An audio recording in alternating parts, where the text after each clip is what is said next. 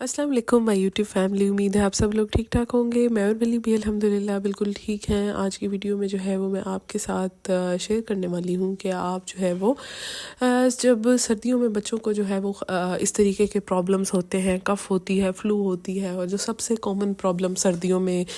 बच्चों को फेस करना पड़ता है वो ब्रोंकाइटिस का प्रॉब्लम है, जिससे बच्चों को जो है वो लंग्स के अंदर इन्फ्लेमेशन हो जाती है।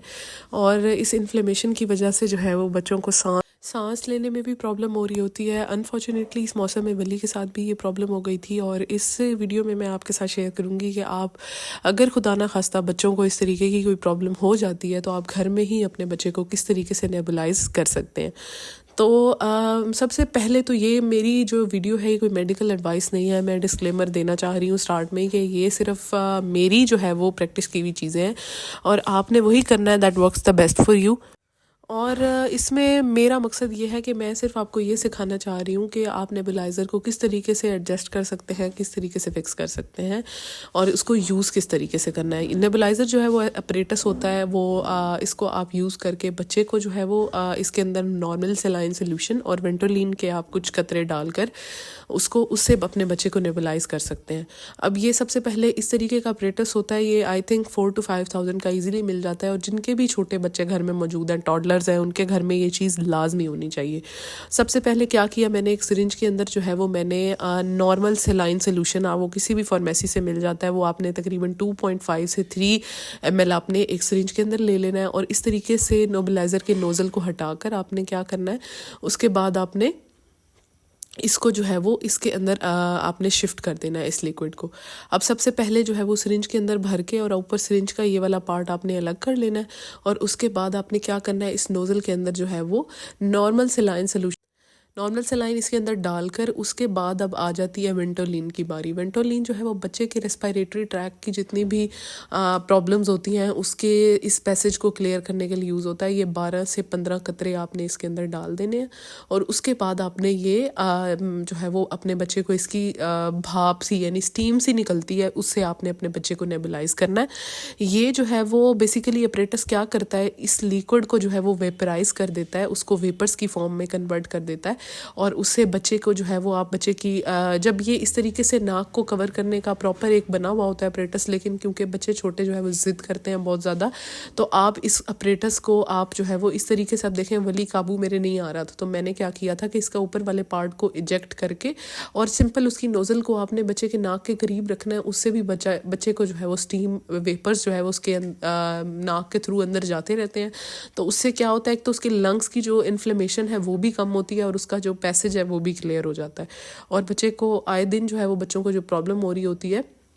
वो भी नहीं होती है। ये अपरेटस अगर घर में मौजूद होता है तो उससे क्या होता है, एक तो आपने अपने घर में आपकी आंखों के सामने एक अपरेटस होता है, तो आपको पता होता है कि इसमें और कोई किसी ने इसको यूज़ नहीं किया, तो किसी किस्म के कोई इन्फेक्शन या कोई वायरल या कोई कंटेमिनेशन नहीं है। अब इस तरीके से ना मैंने इसके नाक के करीब कर दिया था, और जो है वो इसको बड़ी मुश्किल से मैंने काबू किया हुआ था। तो इस तरीके से बच्चे को घर में नेबुलाइज करने से जो है वो आपका आधी मुश्किल तो हल हो जाती है ना, क्योंकि जब इस तरीके का सीज़न आता है तो आए दिन बच्चों को मसले हुए रहते हैं, और बार बार जो है वो बच्चे को आप ज़ाहिर है हॉस्पिटल तो नहीं लेके जा सकते ना, अगर आप ले भी जाएं तो फिर भी तसल्ली नहीं होती कि वहाँ के जितने भी इस तरीके की नेबुलाइजर्स हैं या डिवाइसेस हैं वो पता नहीं साफ़ भी हैं कि नहीं। तो आपको क्योंकि पता होता है कि घर में जो भी चीज़ है ज़ाहिर है वो आपने प्रॉपर स्टेरिलाइज हुई, जो भी चीज़ होगी वो बच्चों की लिहाज से जो है वो कंटेमिनेटेड भी नहीं होगी, और आपकी आंखों के सामने आप खुद से नेबुलाइज भी कर लेंगे, और बार बार हॉस्पिटल ले जाने वाली भी हसल नहीं होगी, क्योंकि बच्चे जो छोटे होते हैं वो बहुत ज़्यादा वल्नरेबल होते हैं, बहुत ज़्यादा सेंसिटिव होते हैं, और उनका जो है इम्यून सिस्टम अभी अंडर डेवलपमेंट होता है, अभी वो सही तरीके से डिफरेंट डिजीज़ को लेके इम्यून नहीं हुए होते, तो आपको बहुत ज़्यादा एहतियात बरतने की ज़रूरत होती है। तो आप इसको जो है वो ये बहुत बेहतर सलूशन है कि आप घर में ये वाली डिवाइस ले लें। तो आप इसको किसी भी फार्मेसी, जितनी भी अच्छी बड़ी फार्मेसीज़ हैं वहाँ से ये इजीली मिल जाती है, तो आप इसको बच्चे को घर में आराम से रख के तो नेबुलाइज कर सकते हैं। सिंपली आप इसका जो है वो नॉर्मल सेलाइन और वेंटोलिन लेके रख लें, एक दफ़ा की इन्वेस्टमेंट होती है, और फिर आप इसको इजीली यूज़ कर सकते हैं। तो जहाँ हम इतनी जगहों पे ख़र्च कर रहे होते हैं, ज़ाहिर है बच्चे के मामले में तो बंदा कोशिश करता है कि जहाँ भी जितना भी खर्चा करना पड़े हम उस चीज़ को प्रायोरिटी दे रहे होते हैं। तो ये मेरे ख़्याल से सर्दियों में जो है वो लाजमी इसकी ज़रूरत पड़ जाती है, क्योंकि जब बच्चे छोटे होते हैं, ख़ास तौर पे अब जैसे वली है, ये अब एक टॉडलर है, तो ये कहीं पे भी टिक के नहीं बैठता। जितना भी हम इसको कंट्रोल करने की कोशिश करें, वो बाहर लाजमी उसने निकलना होता है। तो बेहतर है जितना मर्जी भी केयर कर ली जाए, लेकिन वो ज़ाहिर है ये बच्चों की एज इस तरीके की होती है कि वो काबू नहीं आते किसी के भी, और उन्होंने ज़ाहिर है जब नया नया चलना सीख लेते हैं तो कहीं भी टिक के नहीं बैठते, जिसका नतीजा ये होता है कि बच्चे को कहीं ना कहीं से ठंड लग जाती है और इस तरीके के प्रॉब्लम्स लाजमी हो जाते हैं। ज़ाहिर है बच्चों ने एक्सप्लोर करना है, उनके लिए ये एक नई चीज़, एक नया वर्ड होता है जिसे उन्होंने एक्सप्लोर करना होता है। और बच्चे ज़ाहिर है बीमार भी होते हैं, और बीमार हो के ही उनकी इम्यूनिटी भी डेवलप होती है, और उनके जो है वो वायरल इन्फेक्शन से भी उनकी बॉडी जो है वो लड़ना सीखती है। तो बच्चों को जो है वो मेरे ख्याल से आपको बहुत ज़्यादा जो है वो रिस्ट्रिक्टेड नहीं रखना चाहिए। जो खेल खेल के बच्चे सीखते हैं तो वही उनकी लर्निंग होती है। नहीं तो क्या होता है कि बच्चे जो है वो ज़ाहिर है गैजेट्स की तरफ जाते हैं, मोबाइल्स की तरफ जाते हैं, कार्टून्स की तरफ जाते हैं, जिससे उनकी जो है वो क्रिटिकल थिंकिंग जो है वो डेवलप ही नहीं होती, ना उनका फोकस एक जगह पे होता है। तो बेहतर है कि आप बच्चों को जो है वो वैसे ही प्रिवेंशन जो है वो क्योर, मतलब prevention is better than cure कहते हैं ना।